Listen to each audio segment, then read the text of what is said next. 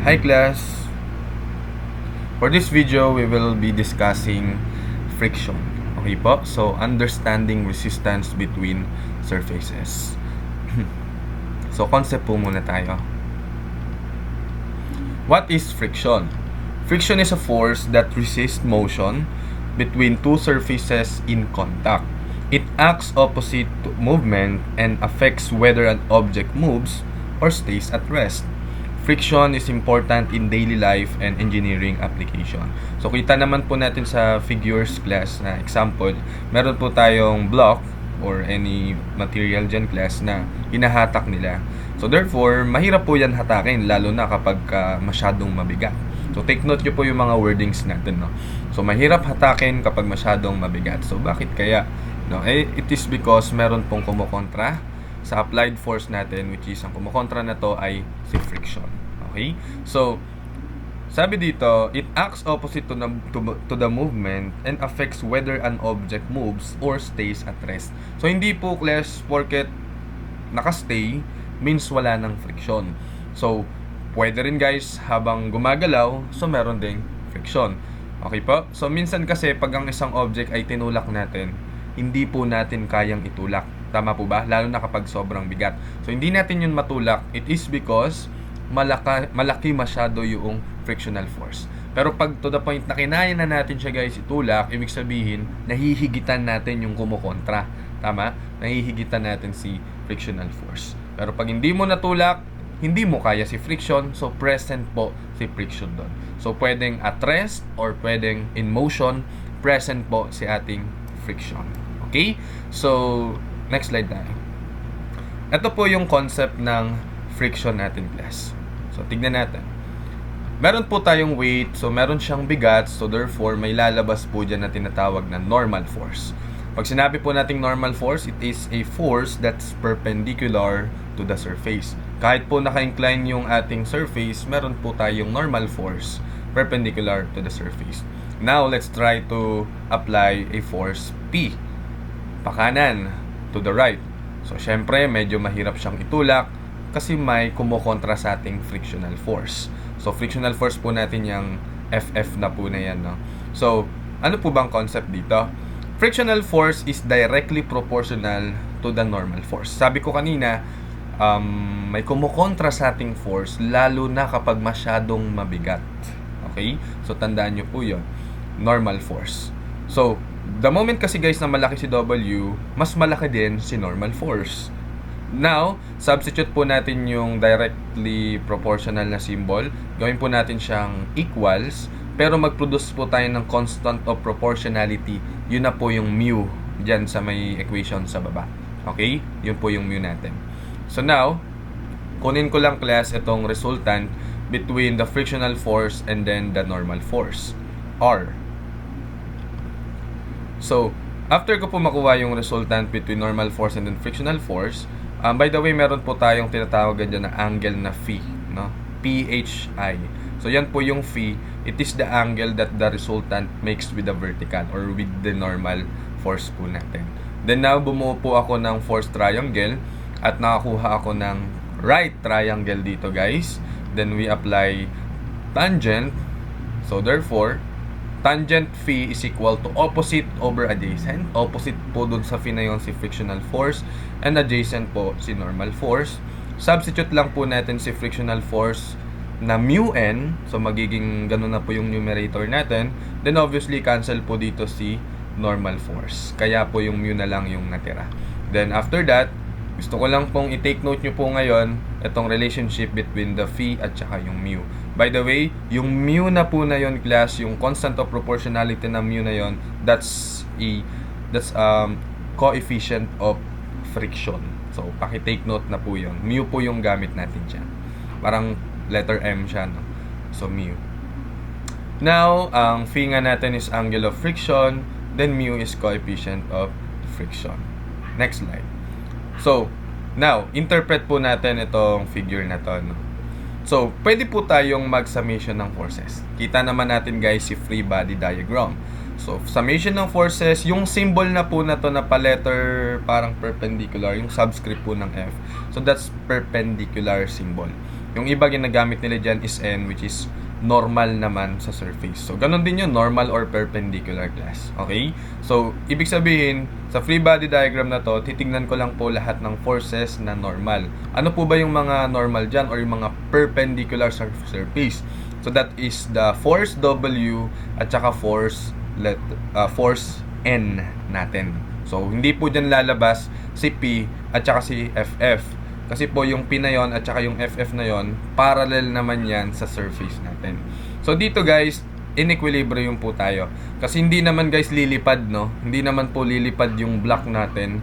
Kaya po, 0 po lagi yung summation ng forces perpendicular to the surface.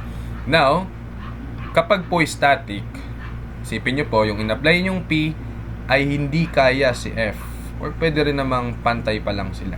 So, kapag po static, means there is not enough P to push the block.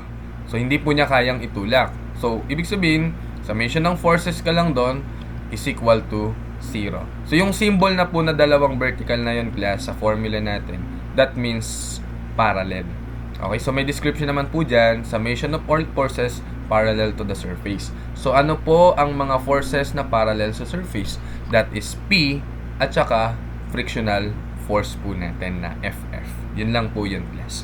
So, meron lang po tayong 4 na force kasi dito. No? Yung R, huwag niyo po pansinin si R, yun po yung resultant po ng normal force and then frictional force natin. Now, isipin niyo po, paano pag kaya ko na siyang itulak? Kaya ko po siyang pagalawin. So, therefore, wait lang, no? So, dito muna tayo.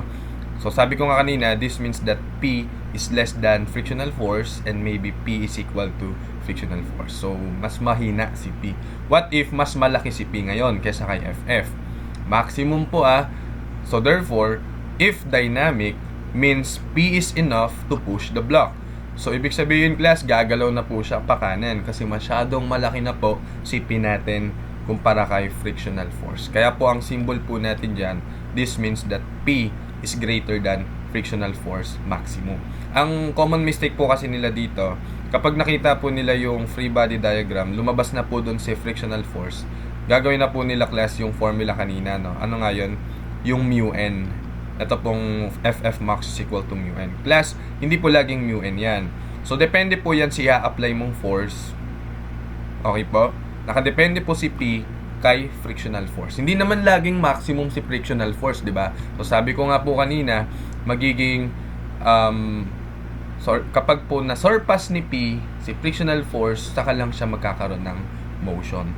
So, ibig sabihin, may maximum value lang po si frictional force. Pero kapag hindi po nalagpasan ni P si frictional force, pwedeng less than, so ibig sabihin, yun din yung value ng frictional force natin. Nakadepende nga si frictional force kay P natin. For example, 2 lang yung P mo, so pwedeng 2 lang si frictional force mo. Kapag 5 naman yung P mo, pwedeng 5 lang si frictional force. Pero for example, yung maximum value ng frictional force is 10. So, ibig sabihin, if P mo is 12, frictional force mo is 10 pa rin. So, hindi na siya, guys, magiging 12. Kasi nga yung maximum niya is 10 lang. So, pagka ganun po, magkakaroon na po ng motion. So, ito po yung sinasabi ko, guys, na if dynamic po. Okay? So, sa topic natin ngayon, focus lang po tayo, class, kay static. Hindi po tayo magda-dynamic dito. Okay? So, equals to 0 lang po palagi. Analyze natin yung lahat ng problem na involved doon. What if po naka-incline?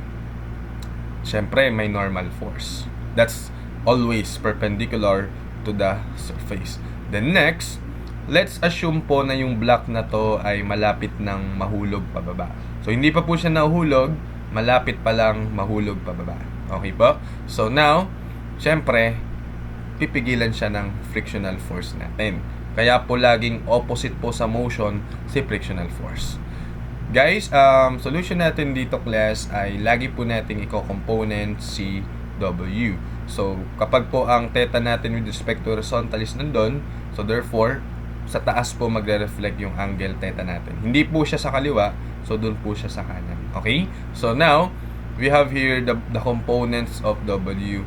Kasi, class, kung papansinin nyo kanina, ang summation po natin dito, hindi po X or Y. So, tinawag ko po siyang perpendicular or parallel para po, class, mas maintindihan nyo, no? Para mas general. Kasi class, kapag ka nag-X and Y lang ako dito, so medyo malilito kayo. So, kaya ang terminologies natin dito, perpendicular at saka parallel. Okay? So, here, kinomponent ko po. Yung color blue sa W, yun po yung parallel sa surface. Yung color red naman ng W, that's perpendicular. So, W cosine theta. Okay? So, sanay po kayong mag-component, no? Ganun lang po yan. So, we have here the summation of forces perpendicular to the surface equals to 0. Apply ko lang. So, may kita ko yung letter N parang pataas. So, positive. Then, yung component po ng W, perpendicular. Siyempre, ang gagamitin mo, yung perpendicular. W cosine theta. So, that's equivalent to 0. Tinranspose ko lang po si W cosine theta. Naging ganyan na po yung value ng normal force natin. Ganyan po yung procedure class kapag magsosolve kayo. So now, may W ka na guys, may value ka na ni N. So ang gagawin natin class is mag-summation tayo ng forces parallel to the surface. Yung along the naman guys, no? Along the surface. Ano yon? Yung W sin theta, tapos yung frictional force natin. Ito po yung magiging sign convention natin, no? Kapag po ang force ay same sa direction ng motion, yun po ay positive. Kapag po away po or opposite, kabaliktaran po ng motion, yun naman class ay negative. Kaya po sa scenario na to, we have positive W sin theta minus frictional force. Okay? So now, transpose ko lang si frictional force doon, magiging positive na siya class. Then, palitan ko po yung value ng frictional force. Sagarin ko class, i-maximum ko po. Kasi malapit nang mahulog. So, malamang masasagad niya si frictional force. Kaya gawin kong mu n. Then, therefore, substitute ko po yung value po ng n na nakuha ko sa taas kanina. We all know that n is equal to W cosine theta. So, therefore, our equation is W sin theta is equal to mu W cosine theta. Then, now, cancel po dyan si W. Divide both side by W. So, ang natira po is sin theta equals mu cosine theta. Then, i-cross multiply ko po si cosine doon at mapuproduce ko po dyan yung sin over cosine is equal to mu, which is a trigonometric identity that's equivalent to tangent. So, tangent is equal now to mu. So, parang familiar yung class. Yung tangent theta is equal to mu. From the discussion earlier, okay po? Tangent phi is equal to mu. Ano nga si phi? Coefficient of friction. Ano si phi? Angle of friction. Then mu is coefficient of friction. So dito naman class, tangent theta is equal to mu. Ang theta na po na yan, that's the angle required para po mahulog pababa yung ating block. Okay po? Kaya may color yellow doon na arrow. So, yung motion po niya is downward. So, parang magi-slide na siya. So, therefore, yung theta ko dito, it is the theta or the angle required para mag-cause ng motion. So, ano na-conclude natin? Kung kanina, tangent ng phi or tangent ng coefficient of friction is equal to mu, at na-produce natin ngayon na tangent theta, which is the angle needed to cause motion, is equal to mu, pwede nating ma-conclude that the theta is equal to the angle of friction. Yung angle of friction pala, siya ring angle required para mag-slide yung block natin. Kasi hindi po porket in-slant mo yung surface, magdudulas na yung block. So, ang tendency nun, itaas mo pa ng konti, i-incline mo pa, para guys mag-slide yung block natin. So, yun po yung conclusion natin.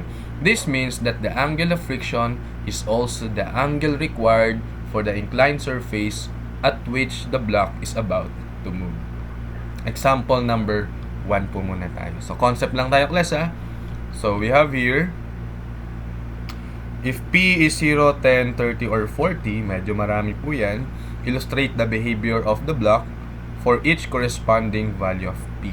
So, meron po tayong 100 kN na block dyan, then may coefficient of friction na 0.30. Ang tendency class is ipupush ko siya to the right. Siyempre, may normal force dyan. So, madali lang to kasi level lang po yung ating surface. Then tinulak mo pa kanan, so may kokontra po sa iyo na frictional force. Depende sa value ng P yung value ng frictional force. Gawan po natin sila ng equations. Summation po muna ako, perpendicular sa surface or Fy. Oh, kasi ano lang naman, level lang naman yan eh. So summation ng forces perpendicular is equal to 0, lagi po yan. So negative W kasi downward, plus N pataas, so therefore equivalent to 0.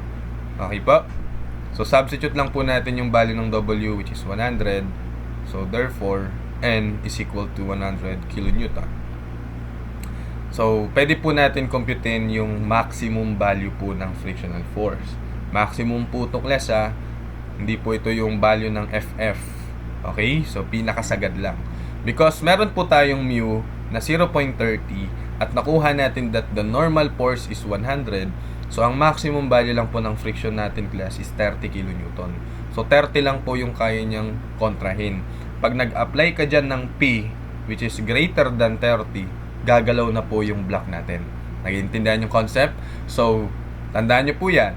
Now, mag-summation po ako ng forces parallel sa surface. Kung horizontal yung surface, edi summation ng forces horizontal lang yon. So, we have here P at saka FF lang nalalabas. So, here, magiging P minus frictional force. Then, simplify. Doon po nakita natin yung relationship between P and frictional force na equal lang pala sila palagi. Kapag po equals to 0. Now, sagutin po natin yung problem. Sabi po dyan, may binigay po siyang value ng P. 0, 10, 30, at saka 40. So, now, ang gagawin natin class, mag-iterate po tayo para mas maintindihan natin yung concept. So, ayan. Let's say, meron po tayong value ng P and then frictional force. Tapos tignan natin yung condition niya. If P is 0, gamitin mo lang yung equation sa taas, no? Sabi mo, P is equal to FF. So, therefore, 0 din si FF. Kapag po ganon, hindi ka nag-apply ng P, wala rin pong frictional force. Ibig sabihin, yung block natin ay static. Hindi po siya gagalaw. Pero pag in-apply mong P or force is 10 kN, ang frictional force po natin ay 10 din. Paano nga na-compute si 10? Gamit po yung equation ng P is equal to frictional force. Now, condition is static. Kasi equilibrium pa rin yan eh, tama? Hindi mo pa kayang itulak yung block. Now, kapag po nag-apply ka ng 30, obviously, ang FF mo guys is 30 din. Because P is equal to frictional force. Anong condition yan? Static pa rin kasi nga equal pa rin ng force yung nandyan. Pero impending motion. Bakit kaya impending motion?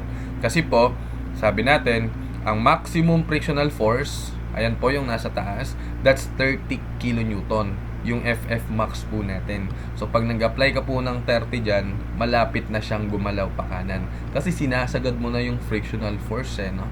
Kaya naman class, kapag nag-apply ka ng P na 40, frictional force mo is what? 40 din ba? No. 30 pa rin. Sagad na. Sagad na si frictional force. Max na yan eh. So kapag ganon, ibig sabihin, magkakaroon na po siya ng motion. So yun po yung naging procedure natin sa example number 1. So again, recall lang natin, mag-summation ka lang ng forces perpendicular to surface, tapos mag-summation ka ng forces parallel sa surface. Okay? So basic lang po yan. For the example number 2, sabi dyan, if 10 degree, if theta is 10 degree, determine the value of P to prevent sliding. So, eto, sasolve ko na lang guys sa aking OneNote. Okay? So, dito na lang. So, ito po. So, sabi natin, okay, so listen. So, sabi natin class, kanina, from the concept, so asan po ba yun? Concept natin. Wait lang for a while. Sa may naka-incline, no? So, meron po tayo guys na phi or theta. This means that the angle of friction is also the angle required for the inclined surface at which the block is about to move. So, but the problem is, dito kaya, kapag po ba 10 degree yung theta, okay? mag-i-slide na ba siya. So you have to check first. So we have to check if it is going to slide muna. Okay? Baka kasi hindi naman siya mag-slide, so hindi natin kailangan ng P. So gamit si tangent, formula po class, no? Formula po dito guys kanina sa ating tangent theta is equal to mu. Okay po? So angle needed. So tangent theta now is equal to mu. So obviously, theta po natin dito is arctangent ng mu natin. So if mu is 0.20, paki-compute. So our theta now is equal to, paki-solve guys. Wala akong emulator ng calculator na. Pakisabayan. So you have here 11.31 degree. So makukonclude natin guys that 10 degree is less than 11.31 degree. So ibig sabihin, masyado pa po itong mababa. Okay class? So hindi, kailangan kasi natin is 11.31 para magkaroon ng motion. So ibig sabihin, therefore, P is not necessary. Ayan po. So bago ka po mag-summation ng forces, normal or perpendicular class, so you have to check first kung magi-slide ba talaga siya class. Okay? So malinaw po yan. So sige guys, dito po tayo sa next problem natin. If P is 10 degree, determine the value of P to push the block upward. So hindi nga siya magi-slide, pero ang gusto ko lang malaman this time class is ano yung value ng P. Hindi para pigilan siya bumaba. Kasi nga, hindi naman siya dudulas eh. Ang gusto ko, itulak ko siya pataas. So now, class, ang gagawin ko lang dito, no, magano lang tayo. So, ganyan lang, para makita natin yung motion. Ang goal natin is papuntahin siya sa taas. Pero static pa rin to, no. Yung yung impending motion upward. Yung malapit lang umangat, class. So, yun yung gagawin ko, class. So, ang gagawin natin, first step, syempre may W dyan. So, i-component mo siya, class. So, we have here the value of W, normal, at saka parallel. So, ito po is parallel, then ito po ay perpendicular sa surface. Kung nandito po si theta, class, nandito po yung ating theta.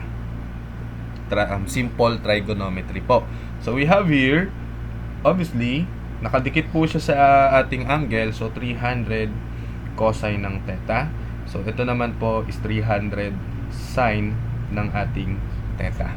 Okay, class? So, since meron pong surface dyan, then meron pong mga W natin dyan, class, na naka-component, syempre, lalabas din po yung ating normal force N. So, tawagin ko na lang siyang N, class. Since ang goal natin ay papuntahin siya sa taas, malapit ng umangat, so, syempre, kokontra sa'yo, guys, si ating frictional force ngayon. So, ito po si ating frictional force na kung saan, kung gusto mong malaman yung force P para umangat siya guys, sasagarin mo siya ngayon. So Fmax yung gagamitin mo, which is mu n. Okay po? So first step, tulad ng ginawa natin kanina, mag-summation po tayo ng forces perpendicular sa surface. Yung mga perpendicular lang po. Ano po yun? 300 cosine theta at saka yung normal force natin. So magiging ito po is downward, so negative 300 cosine theta.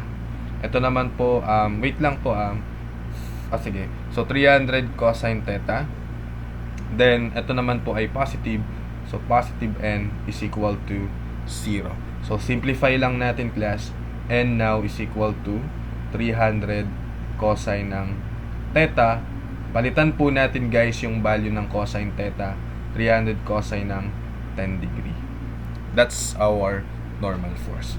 So, tambay lang muna tayo dyan, class. Pause lang muna tayo dyan. So, ang gagawin ko, class, yung next. Which is, procedural lang. Summation ng forces, parallel naman po sa ating surface. Okay? So, kung ano po ang same sa motion, yun po ang positive. Ganun lang po. Ano po ba yung mga forces na parallel? Wala nang iba kundi si P, si FF, at may isa pang parallel since naka-incline na po tayo, no? Which is 300 sine theta. Okay, class? So, pakigawa po. So, magiging, ito positive kasi same sa motion, P. Ito po ay against sa motion, minus 300 sine ng theta. Okay, class? Then now, this one is opposite sa motion. So, minus frictional force is equal to 0. So, magiging 300 sine theta minus frictional force is just equal to mu n. So, mu times n is equal to 0. So, now, substitute ulit. Sige, dito na natin substitute. Sine ng 10 degree, kasi nga po sabi sa problem, if theta is 10 degree, minus mu, which is 0.20, then times n, which is ang n po natin is ito, 300 cosine ng 10 degree equals to 0. With that po, makukompute natin yung value ng P. So, pahingi po guys ng value ng P.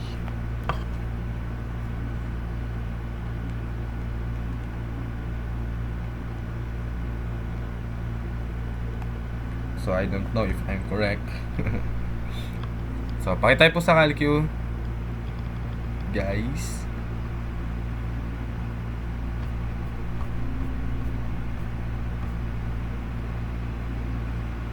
So, ang nakuha ko po, para itulak siya pataas, so 111.18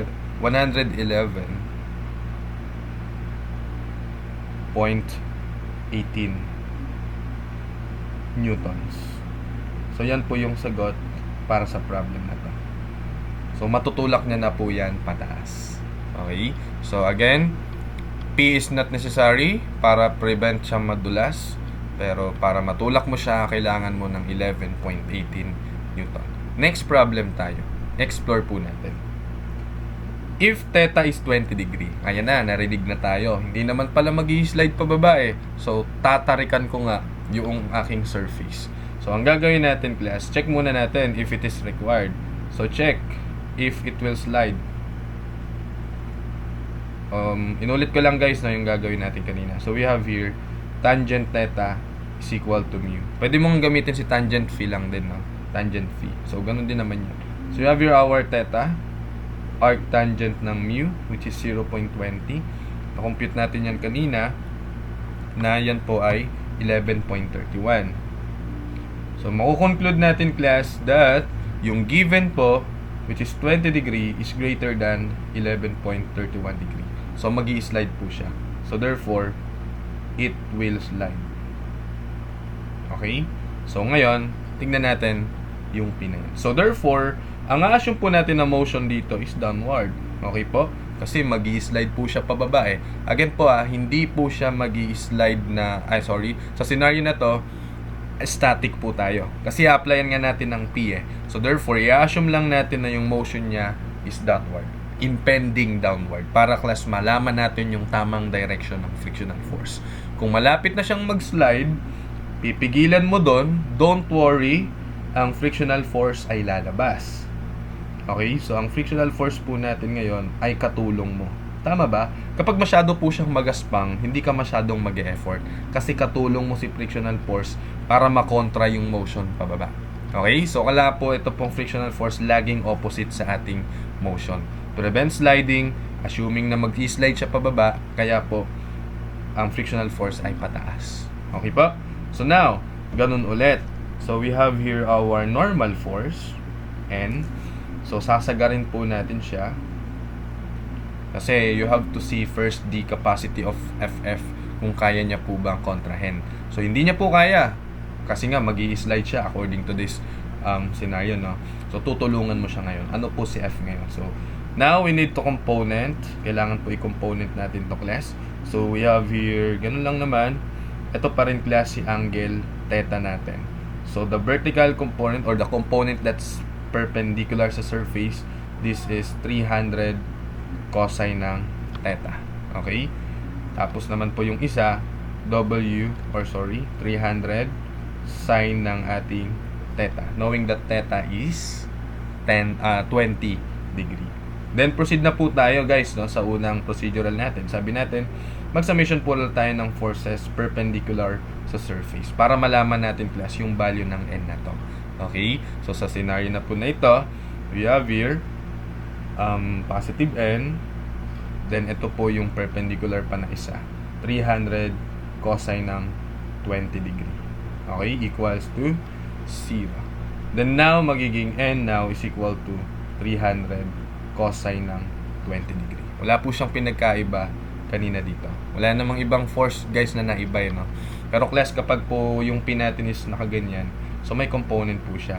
Isang perpendicular, isang parallel. So you have to consider these two also kapag ginagamit mo tong mga equation na to. Okay? Since wala namang problema because P is just parallel to the surface, so all goods na po tayo dito. Then now, ang gagawin natin, summation ng forces perpendicular sa surface, yung mga along the surface naman. Ang motion po natin is downward. Again, kapag opposite sa motion, yun po yung negative natin. So kung ano po ang same sa motion, yun po yung positive natin. So ano po ba yung mga parallel? P, F, at saka yung component ng weight natin. So therefore, yun po yung consider natin. For the value of P, that's obviously negative. Kasi yan po ay pataas. Ito, motion, pababa. Also, we have here frictional force, negative. Then, meron isang positive doon, plus 300 sine ng 20 degree. So, gawin ko na po itong 20 degree class. So, palitan nyo na yung theta dito ng 20 degree. Then, wala na. Tatlo lang po yung mga parallel sa ating surface. Then, this is now equivalent to 0. Then, yun na.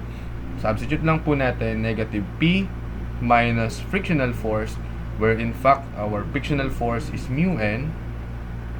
Then, plus 300 sine ng 20 degree equals to 0. So, substitute ulit. Negative P minus mu, wherein our mu is 0.20. Then, normal force is 300 cosine ng 20 degree. Then, plus 300 sine ng 20 degree equals to 0. So, sinubstitutan ko lang yung previous equation. At sa equation na to class, the only unknown is P. So, ano po yung value ng P? Paki-calculate.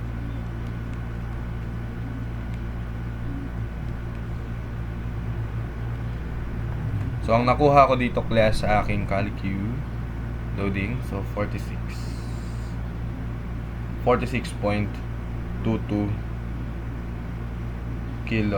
so 26.22 newtons. So, yan lang po yung i-apply mo para hindi po siya mag-slide pababa. Okay? So, yun lang po yun. Sige, next example tayo. Ngayon, ayoko siyang pigilan pababa. Sabi dito, determine the value of P to push the block upwards. Hindi ko lang siya pipigilan. Itutulak ko pa po siya pataas. Okay po? So, ano kaya to? So, ang motion po natin dito, i-assume natin na pataas. Kasi nga, pataas na yung gusto natin mangyari. Pero static pa rin yon. Okay? So, yung value lang po ng P yung kukunin natin para gumalaw siya pataas. So, ang motion niya na ina-assume mo guys is pataas na. So, therefore, ang frictional force natin ay opposite. Sorry. So, opposite na po. So, ito po si frictional force. Sasagarin po natin siya kasi gusto natin siyang itulak, no? So, we have here the normal force also. So, paulit-ulit lang class. Perpendicular sa surface. Then, i-component po natin si W. So, isa pong parallel, then isang normal. So, we have here our 300 cosine ng 20 degree kasi po nandito si ating angle theta. Then now, we have here 300 sine ng 20 degree. So, kapag kompleto na po tayo sa pagko-component, lagi mong inaaral yung mga perpendicular sa surface at saka yung mga parallel sa surface. So, parallel, yung tatlo na yan. So, therefore, pwede ka na pong mag-start. Saan nga mag-start? Sa summation ng forces perpendicular sa surface. Laging ganun lang naman no? Ang mga perpendicular, again, n is positive. Then, ito po ay negative. Equals to 0. Then, our normal pulse now is equal to positive 300 cosine ng 20 degree. So, same lang po yan sa kanina. Okay po, wala namang guys na bago sa normal forces natin. So, ang maapektuhan lang dito is yung summation ng forces parallel sa ating surface. Mga along the surface. Tignan po natin, Ang motion po natin is pataas, so therefore lahat po ng forces na same sa motion ay positive. Si P po, pataas din, so this time magiging positive si ating P. Yung frictional force natin, lagi naman yung opposite sa ating motion, so minus frictional force. Then, ito po ay opposite sa motion, so pabigat din siya. So negative 300 sine ng 20 degree is equal to 0. We all know that frictional force is mu n, then minus 300 sine ng 20 degree is equal to 0. Substitute po natin yung n, magiging P minus, sige po, palitan na rin natin yung mu, that's 0.20. Then our n is 300 cosine ng 20 degree, then minus 300 sine ng 20 degree equals to 0. Then dito po, ang unknown na lang class ay si P natin. So, pakisolve. Actually, same lang siya halos sa kanina. Nagbabago lang po yung kanyang sign. So, loading. So, ang nakuha ko pong value ng P para itulak siya sa taas is 158.99 newtons. So, yan na po yung sagot para sa problem na to. Kung i-check mo po sa example number 4, yes, mas malaki talaga. Kasi ito po yung pampigil para mag-slide siya pababa, pero ito naman yung kailangan mong i-apply para po gumalaw siya pataas. That's already your answer. Kapag po may question kayo, class, paki-comment nyo lang po dyan sa baba, no? So, analyze lang po natin ng mabilisan, class, no? Sige, dito. Conclude lang po natin. If theta po is 20 degree, so, tignan po natin yung condition ng mga P at saka frictional force natin, and then yung atin pong condition. Sige, tignan natin. Okay?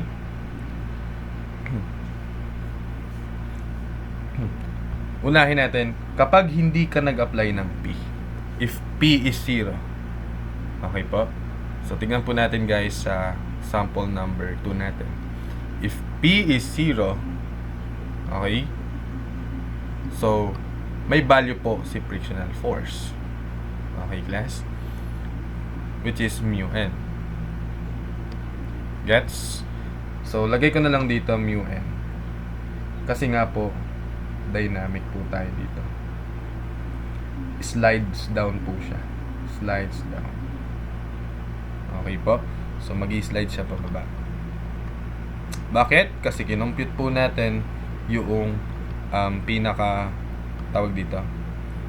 Yung pinaka value ng theta para mag-slide siya pababa. Sige, ganito na natin, no, para mas general.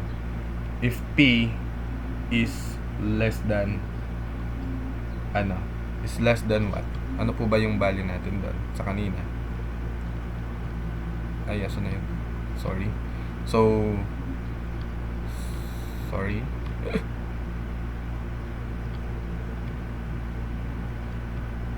Ayan, so sa number 4 pala tayo mag-start.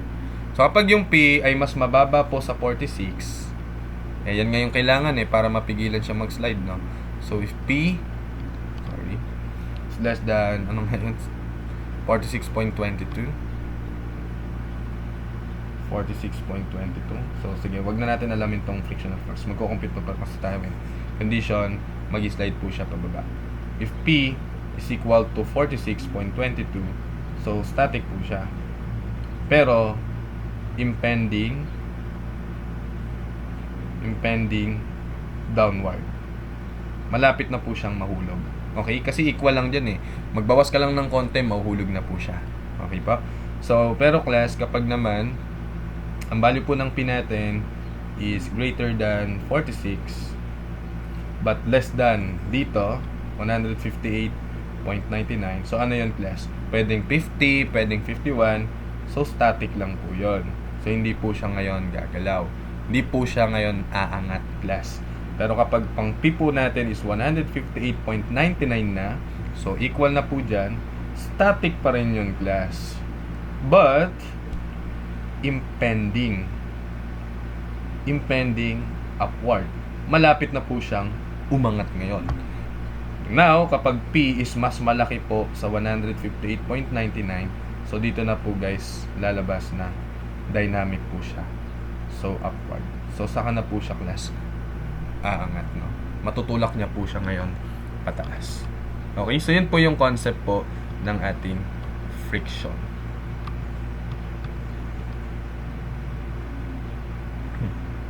Solve po tayo ng isa pa pong example.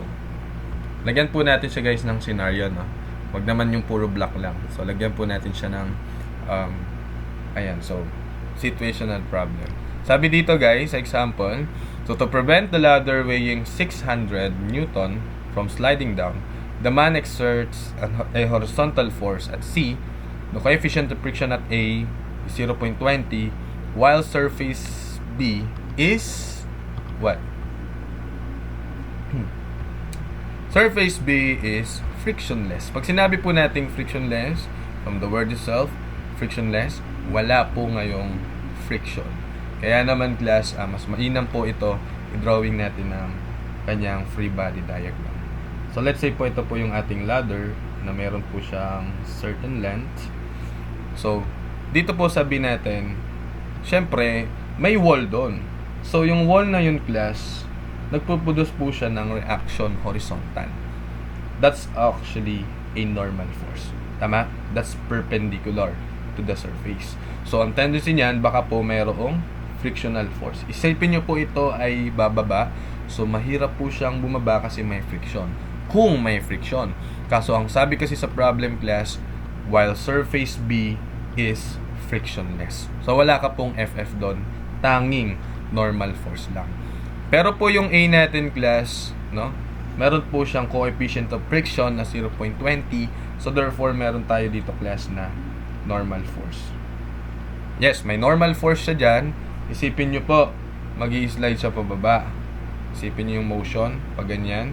So malamang hindi siya basta-basta mag-i-slide kasi nga class, kinokontra po siya ng ating frictional force kay point A. Okay class? Then kompletuhin po natin yung mga forces na involved dito. Sabi dyan, 600 Newton yung bigat. So pag sinabing bigat, so dito po siya located sa gitna ngayon. So we have here 600 Newton. Given guys the angle of 30 degree with respect to horizontal, then meron po siyang length, no? Yung haba po niya actually pag pinagsama mo yan ay 6. 1.5 plus 4.5 is 6 meters.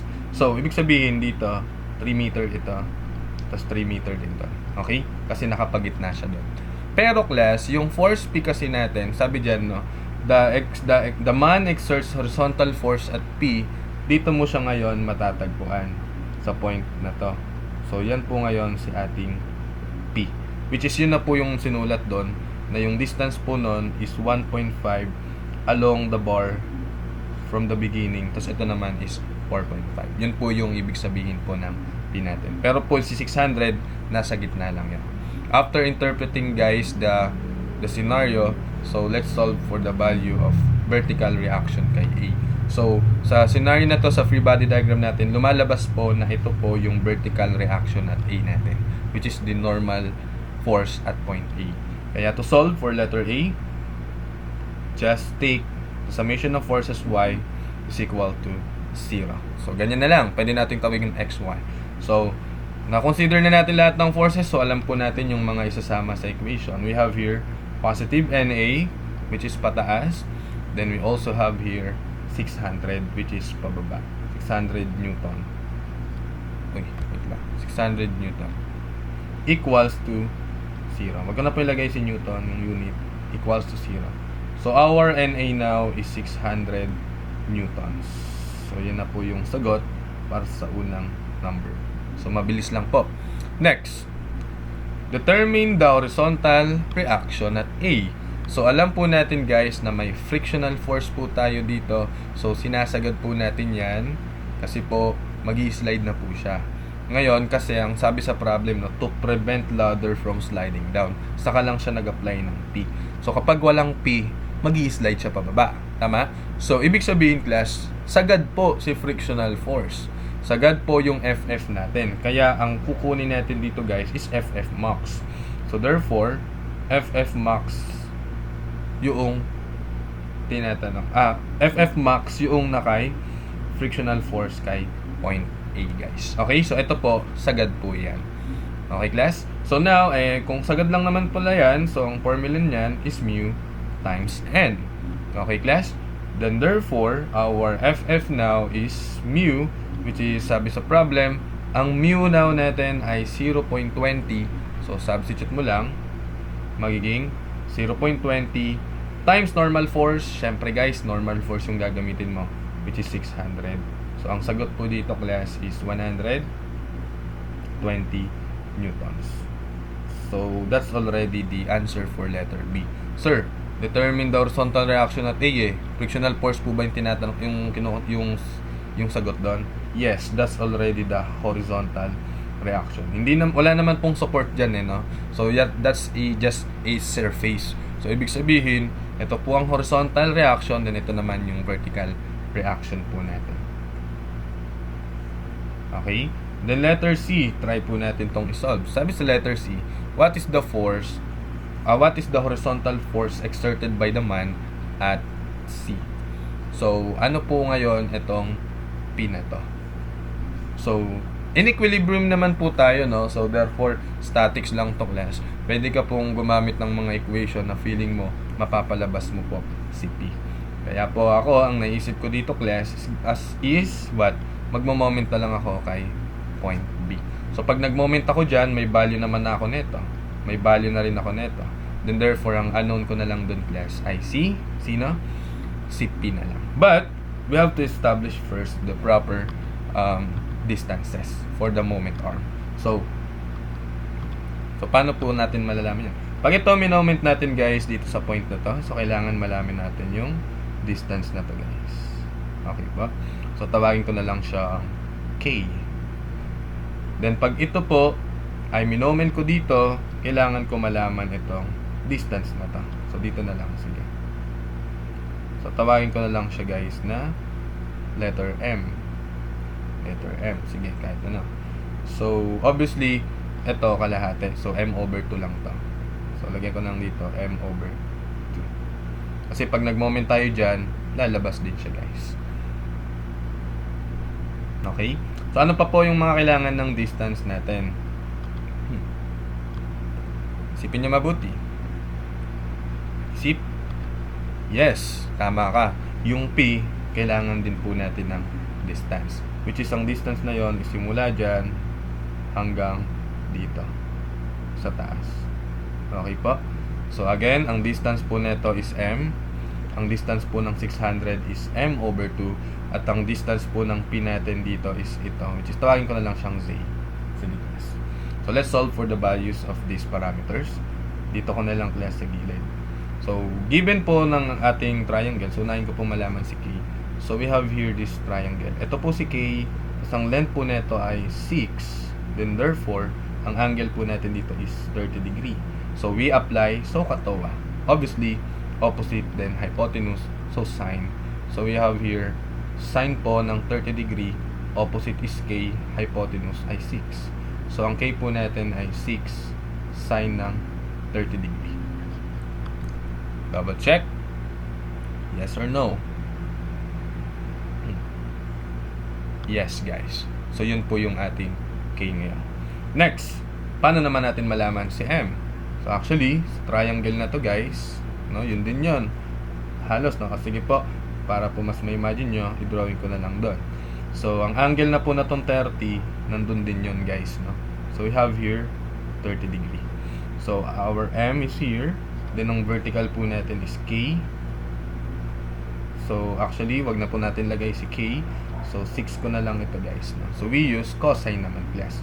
So, cosine ng 30 degree is equal to adjacent, which is M, hypotenuse is 6. Kaya po, ang M natin guys is 6 cosine ng 30 degree. So, may K ka na, may M ka pa. So, may M over 2 ka na rin. Then, yung Z naman guys, isolve natin. So, actually, refer po kayo sa triangle na to. So, kapag nag-refer kayo doon sa triangle class, ito po yung makikita nyo. So, we have here our Z. 30 degree pa rin yon. Tapos yung length lang na to guys is 4.5. Then applying SOHCAHTOA, opposite, then hypotenuse of this angle. So we have here our sine 30 degree, opposite is Z, then hypotenuse is 4.5 plus. Then with that po, pwede na tayong mag-moment kay point B. Okay class? Sige, pakigawa. Therefore, summation ng moment kay B is equal now to 0 is what? Unahin na po natin guys si normal force. This is clockwise. Okay, clockwise positive na lang po natin. So NA now is positive. Then times po natin sa lever arm niya, which is M. So NA times M. Si frictional force naman po kay A, so that's actually a counterclockwise. So negative frictional force kay A times the distance, which is our K. Then next po natin, tapos na silang dalawa, kahit isunod na po natin si P. P po is counterclockwise, so negative P. Then lever arm, which is Z. Ano pa po? Yun, yung 600. So that's actually a counterclockwise, negative 600, but don't forget the lever arm, which is M over 2. M over 2. Then equals to 0. To check, bilangin natin. 1, 2, 3, and then 4. We only have 4 na forces na lalabas kapag po nag-moment tayo dito. All goods? Then with that po, pakigawa. Ang NA na compute natin kanina, that is actually 600. Then yung M po na compute natin, 6 cosine 30.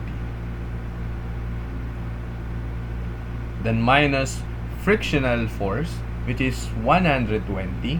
So yun din po yung maximum frictional force, no? Sinagad nga natin siya kasi mag-i-slide siya kung hindi mo itutulak. So yung i-apply mo lang, syempre, sasagad mo si frictional force para minimal P lang yung i-apply mo guys. Okay? So we have here 120 times K, which is our K now is 6 sine 30. Then minus P, which is unknown. Yan po yung hinahanap natin. Then times Z, where in fact, ayun pala, hindi ko ano na. So Z natin dito is 4.5 sine ng 30 degree. Okay, so cross multiply mo lang yan. Opposite over hypotenuse. So 4.5 sine 30. Yun po yung P times A natin. Then minus 600, then M over 2. Ang M nga natin is ito, 6 cosine 30. Then over 2. So ayun po yun. Then equals to 0. Shape solve class, makuha mo lang si value ng P.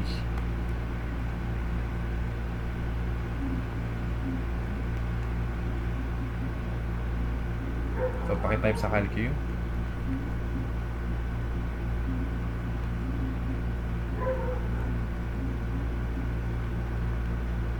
So typing guys, typing.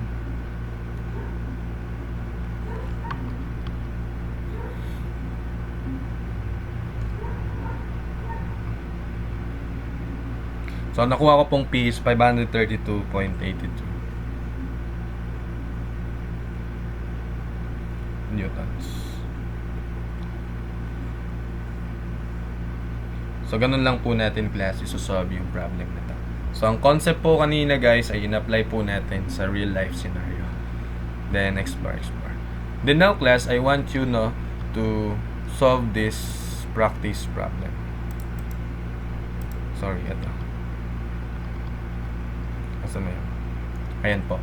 So sabi po dito, a plank 10 meter long is placed on a horizontal position with its two end resting onto inclined planes as shown in the figure.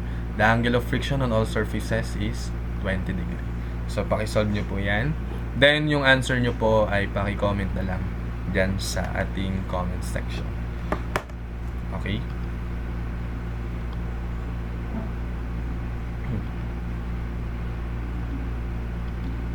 With that po class, thank you for listening. So see you po for the next video.